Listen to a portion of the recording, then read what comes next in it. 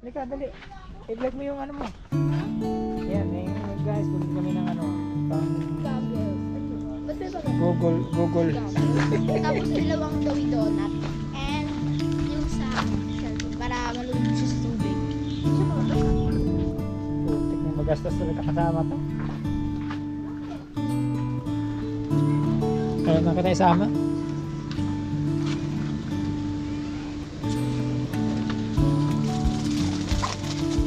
Oh, init. Aray ko.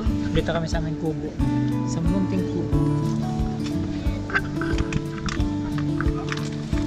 Okay lang yan para matuyo.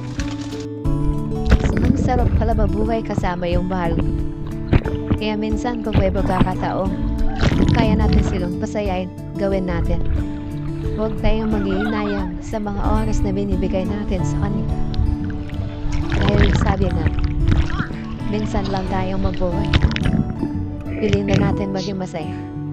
Salamat sa Diyos dahil isa na namang lugar yung napuntahan natin at safe naman yung biyahe natin. Kaya kasabi mo ng iba, sulitin lang palagi yung buhay. Lahat ng problema, ngitian mo lang. Huwag mo isipin yung problema.